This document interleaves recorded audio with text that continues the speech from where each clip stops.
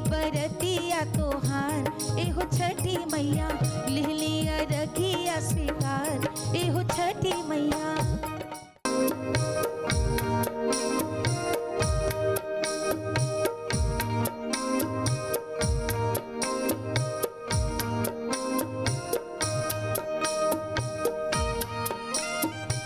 सूर्य की आराधना का पर्व, प्रकृति को शुक्रिया कहने का पर्व, महापर्व छठ आ चुका है और ऐसे में छठी मैया को प्रसन्न हर कोई करना चाहता है और उनका आशीर्वाद लेना चाहता है। तो न्यूज़ नेशन भी आज छठ के मौके पर छठी मैया को प्रसन्न करने के लिए पूरे विधि विधान के साथ यहाँ पर तैयार हो चुका है और छठ के त्योहार की जो खुशियाँ हैं वो दोगुनी हो जाती हैं, उसमें चार चांद लग जाते हैं अगर उसमें संगीत की मिठास भी, लोकगीतों की मिठास भी घोल दी जाए। और अगर लोकगीतों का जिक्र आता है छठ के मौके पर तो जहन में जो सबसे पहला नाम आता है वो है पद्मश्री मालिनी अवस्थी जी का। और आज मालिनी अवस्थी जी हमारे साथ मौजूद हैं छठी मैया को प्रसन्न करने के लिए और इस कार्यक्रम के चार चांद लगाने के लिए। आपका बहुत बहुत स्वागत है। बहुत बहुत धन्यवाद आपको और आप सभी को छठ महापर्व की बहुत बहुत बधाई। छठी मैया आप सभी की मनोकामनाओं को पूर्ण करे। चलिए, तो छठी मैया हम सभी की मनोकामनाओं को पूर्ण करें, इसी के साथ हम अपने कार्यक्रम की शुरुआत करते हैं। बिल्कुल। छठ एक अलग ही मौसम में एक अलग ही रंग घुल जाता है, फिजाओं में एक अलग तरह की शुद्धि का एहसास होने लगता है जब छठ नजदीक आने लग जाता है। तो ये एहसास जो है मालिनी जी कहते हैं ना, संगीतकार गीतकार को ये एहसास बहुत ज्यादा पहले हो जाता है, तो आपको भी कुछ फिजाओं में बदलाव नजर आता है? बिल्कुल सही कहा। छठ बल्कि दिवाली से ही जी जी एक मैं कहूँगी कि छठ की दस्तक आ जाती है महापर्व की। मौसम बदल जाता है, खान पान की जो चीज़ें हैं, गन्ने के खेत, गन्ना लहलहाने लगता है, धान के खेत के एकदम कच्चा धान तैयार होने लगता है और ऐसे में अचानक रेल में ट्रेन में आवाजाही बढ़ जाती है। दूर दूर से परदेसी अपने घर लौटते हैं छठ का व्रत घर के साथ मनाने के लिए। और ये एक ऐसा महापर्व है जिसमें कि व्रत, पर्व, उसकी परंपरा और गीत एक दूसरे के साथ साथ चलते हैं। मैं यूँ कहूँ कि कुछ तो गीत ऐसे हैं कि जिनको सुनने भर से लगता है कि छठ सामने साक्षात उपस्थित हो गया। चलिए, तो हम भी वो गीत कुछ आपकी आवाज में सुनना चाहेंगे, लगे कि बस छठ आ गया है। चाहिए बांस के बहंगिया, का चाहिए बांस के बहंगिया, बहंगी लचकत जा।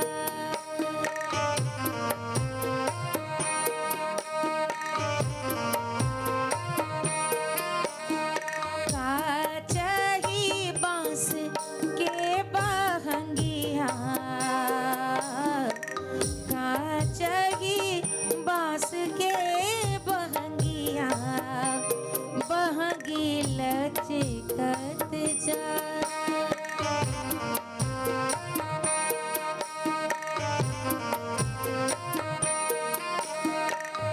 बाट जे पूछेला रे बटोहिया, बाट जे पूछेला रे बटोहिया, बहंगी के करा के जा, बहंगी के करा के जा।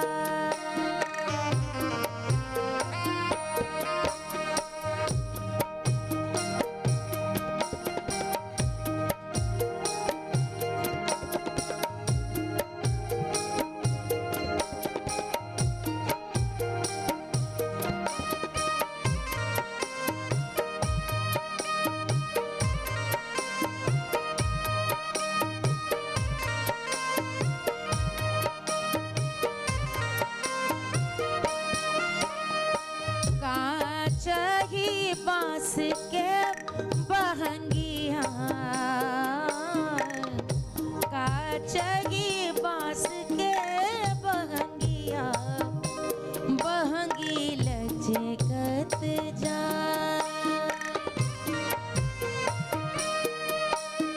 तू हरी जवानी छठी मैया, तू हरी जीवन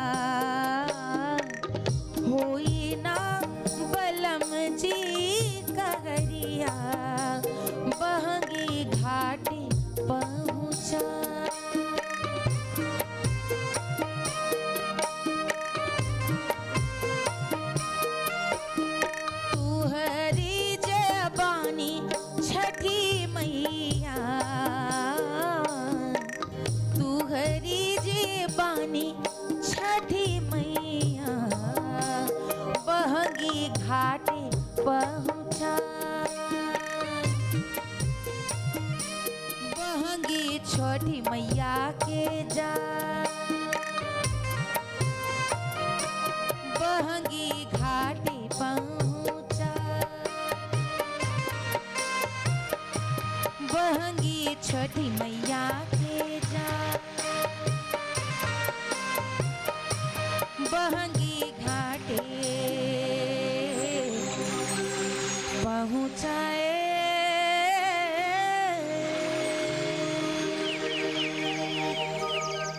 बहुत खूब, और ऐसा लगा कि जैसे मैं खुद ही घाट के नज़दीक पहुंच गई हूं और सूर्य भगवान मेरे सामने हैं, और बहुत ही खूबसूरत जो चित्रण है आपकी आवाज़ से नहीं, यहाँ हुआ सच है। बात तो ये है कि मेरी आवाज़ की बात नहीं, इसको तो जब सब पूरा जो समूह है, हमारी सभी महिलाओं का जब समूह सब औरतों का गाता है एक साथ, तो ये जो भावना जो वहाँ पर जो भाव निकल के छन छन के ये छठ के गीतों में आता है, मैं कई बार सोचती हूँ कि बड़ी बड़ी डिग्रियाँ, बड़ी बड़ी गुरु से गंडा बंधवाना, बड़ा बड़ा सीखना, जी जी, सब उसके आगे कहीं ना कहीं किनारे हो जाता है, क्योंकि वो शास्त्रीय संगीत परंपरा से न सीखी हूँ, लोक संगीत लेकिन जिस ढंग से परंपरा से सीखा है उन्होंने, जी जी। उसमें मूल भाव होता है। अच्छा, तो एक शिक्षा मैं आपसे चाहूंगी गीत के माध्यम से भी कि ये क्यों करते हैं, मतलब किसके लिए है? क्योंकि कभी सुनते हैं बेटे के लिए है, कभी सुनते हैं पति के लिए है, कभी परिवार के लिए है, तो असल में ये व्रत है क्या? देखिए, सबसे बड़ी बात यह है कि एक स्त्री अपने सुख के लिए करती है। अच्छा। और स्त्री का सुख कभी अपना निजी का नहीं होता, उसकी संतान और उसका सौभाग्य यानी उसका पति, यानी परिवार ठीक रहे तो वो ठीक है। बिल्कुल। तो वो हमेशा चाहे कोई भी व्रत त्योहार देखे तो स्त्री दूसरों के लिए मांगती है। यदि पति ठीक है, संतान बेटा बेटी ठीक है, तो फिर वो तो ठीक हो ही जाएगी। इस प्रकार की उदार मना स्त्री होती है। और सबसे सुंदर बात यह है कि हमारे यहाँ जो एकमात्र जागृत साक्षात इष्ट हैं भगवान सूर्य, उन्हीं की आराधना है, उन्हीं से मांगती है। और आप सोचो कितनी खूबसूरत बात है, आज जब हम विरोध करते हैं, चर्चा करते हैं, तर्क करते हैं, मूर्ति पूजा होनी चाहिए कि नहीं, भगवान थे कि नहीं थे, जी जी, ये छठ माई का महापर्व एक ऐसा पर्व है जो एक ऐसे जागृत साक्षात जो देवता दिखते हैं उनकी आराधना का पर्व है। जी। सूर्य न उगे तो सृष्टि अंधेरे में रहेगी, कोई क्रियाकलाप नहीं हो पाएंगे। तो ये हमारे हमेशा से 5 तत्व और सूर्य की पूजा आर्य हम लोगों ने हमेशा करी है। जी जी, तो ये मैं आपको जैसा आपने कहा गीत के माध्यम से बताती हूँ कि भगवान सूर्य से जी जी, स्त्री मांग भी रही है और बता रही है कि वो प्रश्न भी हो रहा है उससे कि वो क्यों करती हो व्रत। अच्छा। और वो स्वयं उत्तर दे रही कि मैं क्यों करती हूँ। चलिए, तो बहुत तो ही आपकी भी खूबसूरत है। जिज्ञासा का। हाँ, मेरी भी जिज्ञासा है कि भाई क्यों है ये जी, व्रत। जी। बिल्कुल।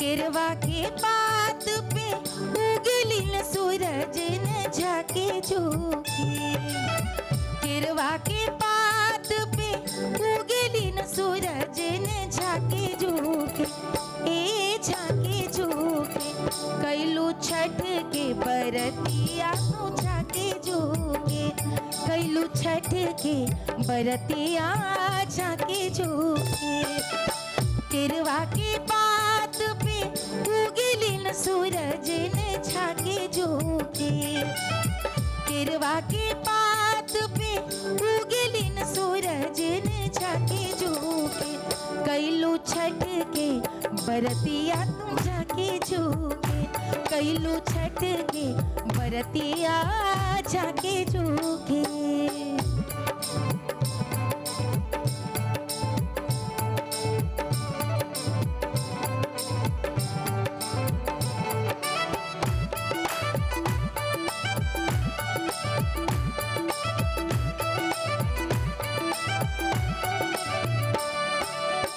हम तोहरा से पूछली,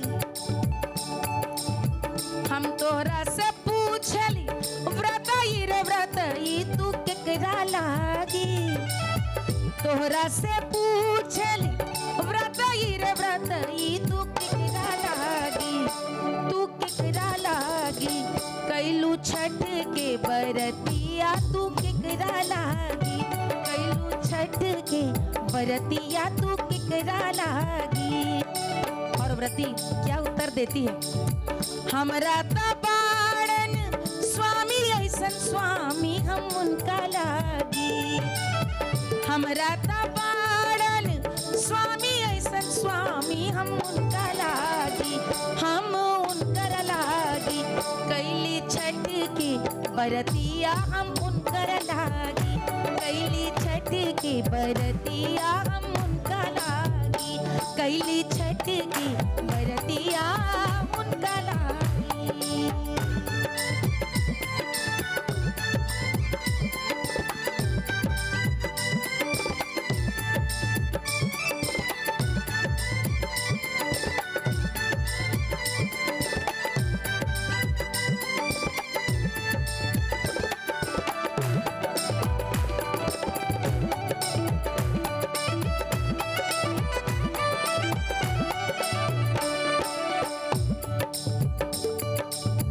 तोरा से पूछली व्रतई रे व्रतई तू किकरा लागी, तोरा से पूछली व्रतई रे व्रतई तू किकरा लागी, तू किकरा लागी।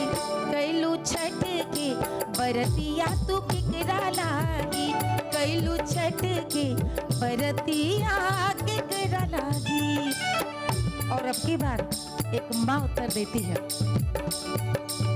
हमरा ता बाड़न गजाधर ऐसन पूत हम उनका लागी, हमरा ता बाड़न गजाधर ऐसन पूत हम उनकर लागी, हम उनकर लागी। कैली छठ की बरतिया हम उनकर लागी, कैली छठ की बरतिया उनका लागी।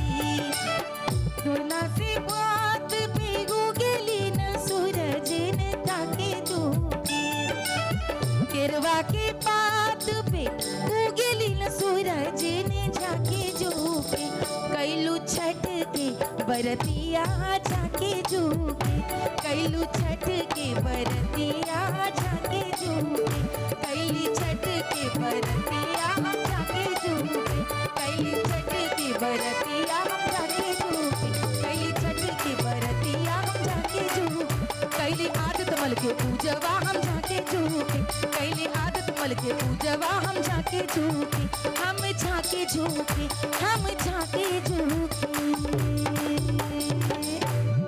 वाह, पूरे उत्तर मिल गए हैं कि भाई छठ का व्रत क्यों करना है। ये बताइए, छठी जी। मैया को याद करते हुए इतनी शक्ति, इतना उत्साह, व्रती है महिला, लेकिन फिर भी वही उमंग है, तरंग है, जोश है। कहीं से भी ऐसा नहीं लग रहा है कि वो निर्जला उपवास कर रही है, पूरी ओजस्वी रहती है वो। और न सिर्फ निर्जला उपवास रहती हैं बल्कि इतना काम काज होता है। अच्छा। छठ के पर्व से पहले ही तैयारियां, मेरे ख्याल में 10 दिन 15 दिन पहले से ही पूरी तैयारियां शुरू हो जाती हैं। ताज़ा ईख लाया जाता है, नया जो बिल्कुल ताज़ा अपना गेहूं है उसको लेके ठेकुआ बनाने की तैयारी, और जितनी प्रकृति में इस समय जो जो चीज़ें उपलब्ध हैं, नया सिंघाड़ा आता है, जो भी आलू है, शिकरकंदी, जितनी भी नई नई चीज़ें हैं वो प्रकृति से, यहाँ तक कि नींबू भी है, जी जी। केले की गहर, तो बहुत ही शुद्ध और बहुत ही पवित्र और बहुत अच्छा उपहार माना जाता है। बरतिया तोहार एहो छठी मैया, लिहलिया रखिया स्वीकार एहो छठी मैया। लोगों को देखते हैं कि बड़ा से बड़ा व्यक्ति भी छठ कर रहा है, तो छोटा चाहे भले ही एक मजदूर है, दिहाड़ी मजदूर, वो भी छोटे मोटे साधन जुटा के छठ कर रहा है। तो ये क्या महिमा है इस पर्व की? सबसे बड़ा संदेश बराबरी का, सबसे बड़ा समाज के लिए संदेश तो यही है, बड़े बुजुर्गों का। भाई कोई भी व्रत त्योहार पर्व आया कैसे, बड़ों ने कहीं ना कहीं समाज को बांधने के लिए जी इन पर्वों को सींचा हम लोग के बीच में। और छठ का सबसे बड़ा संदेश यही है कि जिस समय अर्घा चढ़ाने के लिए बहंगी लेकर सब जाते हैं, जिस समय जल में प्रविष्ट होकर आदित्य मल को, भगवान सूर्य नारायण को जब अर्घा देते हैं, तो उस हुजूम में, वो चाहे हिंडन नदी का किनारा हो, वो जमुना नदी किनारा हो, कि गंगा मैया हो, कि चाहे अरेबियन सी हो, कहीं भी हो, वहाँ पर आप सिर्फ एक भक्त हैं, जी। याचक है, जो कुछ मांगने आया है, प्रणाम करने आया है। तो एक बड़ा पारंपरिक छठ का गीत है, आपने शायद सुना होगा, मारी बोर सुगना धनुख से सुगा गिरे जी, जी, मुरझाए। अब इस गीत में आप देखें कि भाव यही है कि व्रती के भावना प्रसाद चढ़ाने की, अपनी छठी माई को अर्पित करने की इतनी प्रबल है कि उसने प्रतीक्षा की है कि 1 माह तक ये केले की जो गहर है जी जी जी इसे बचा के रखना, क्योंकि जैसे ही ये तैयार होगी इसको सबसे पहले छठ माई को हमें अर्पित करना है। जी। तो अगर अब उसको हाँ सुग्गा करके जूठा कर गया, हाँ तो उसका जो क्रोध है और उसका जो क्षोभ है, क्रोध से ज़्यादा जो उसका क्षोभ है, जी, जी। वो किस प्रकार प्रकट होता है वो गीत में आपको सुना। बिल्कुल बिल्कुल।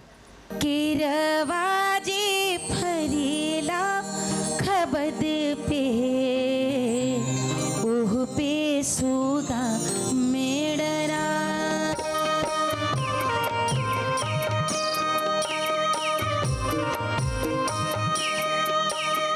किरवाजे फरीला खबद पे, किरवाजे फरीला खबद पे उह पे सुगा मेड़रा,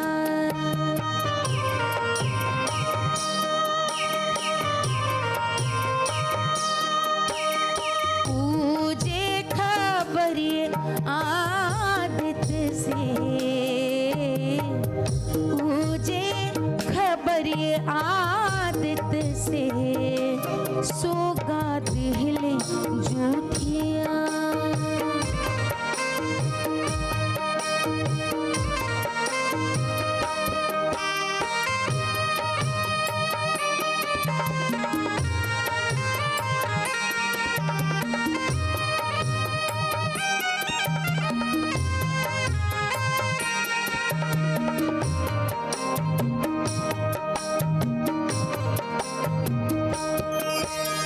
नारियल जे भरेला खबद पे, नारियल जे भरेला खबद पे ऊह पे सुगा मेड़रा,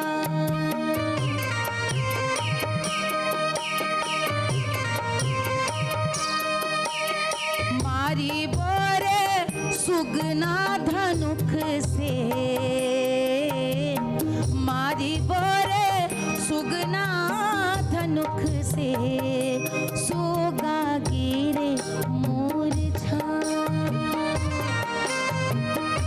सोगा गिरे मूर्छा, सुगनी जे रोवेली बिरह में, सुगनी जे रोवेली बिरह में आदित होत ना सहा,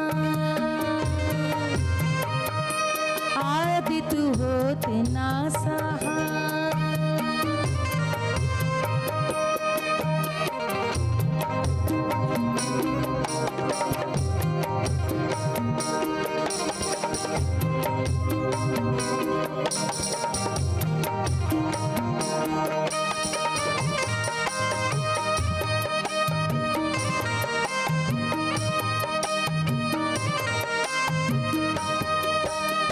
शरीफा जे फरीला खबद पे, शरीफा जे फरीला खबद पे ऊह पे सुगा मेड़रा, ऊह पे सुगा मडरा, पूजे खबरिए आदित से, पूजे खबरिए आदित से सोगा दिहले जूठिया, सोगा दिहले जूठिया, मारी बोरे सुगना धनुख से, मारी बोरे सुगना धनुख से आगा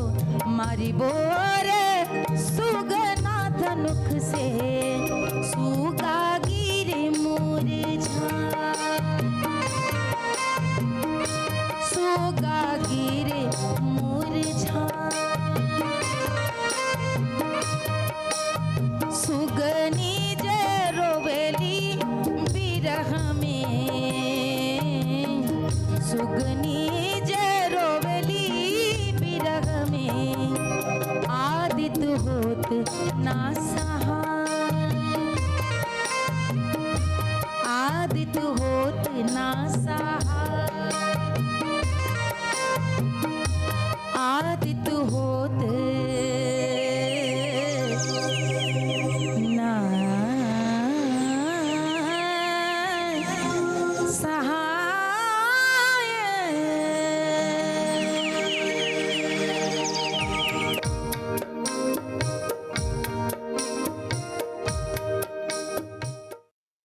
मैंने एक चीज़ देखी है, जैसे आप कह भी रही थी कि छठ का पर्व की रौनक जो है पूरे परिवार से होती है। सब लोग कहीं भी दूर दराज बैठे होंगे, कोशिश करेंगे कि अपने सब प्रियजनों के साथ हों।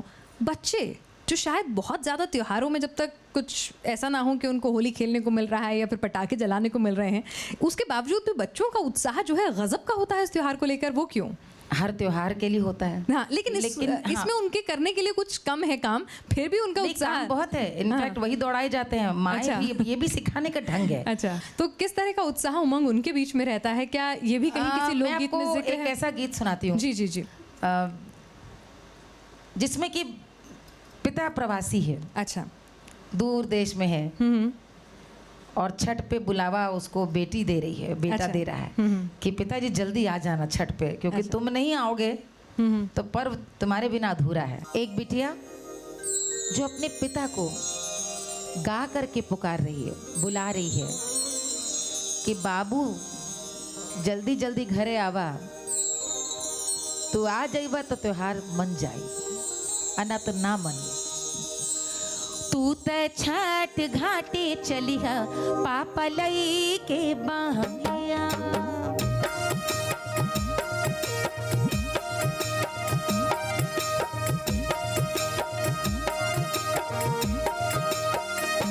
तू त छठ घाटे चलिहा, पापा लई के बहंगिया, तू त छठ घाटे चलिहा, पापा लई के बहंगिया। अम्मा पहिरे पियरी सारी, तू पियरी धोतिया, हाँ, तू त छठ घाटे चलिहा, पापा लई के बहंगिया, तू त छठ घाटे चलिहा, पापा लई के बहंगिया।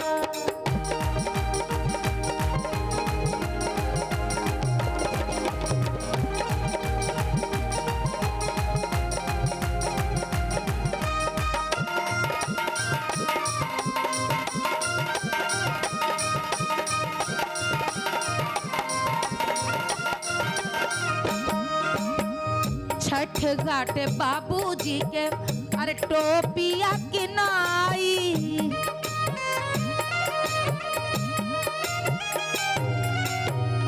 बाबूनी के नीमन फिरा कसियाई,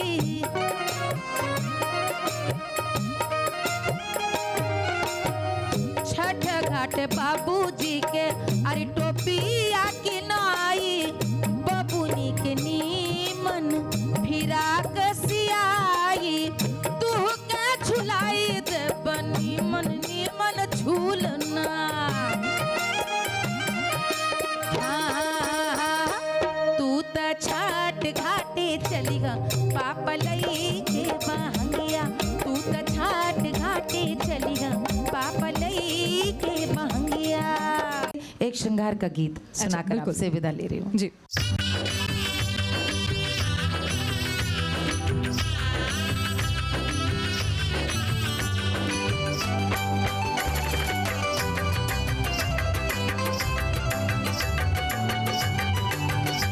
सुन गुइया हो, सुन गुइया हो, सुन गुइया हो, सुन गुइया हो, चल चल जमुना का छाड़, चल चल जमुना का छाड़,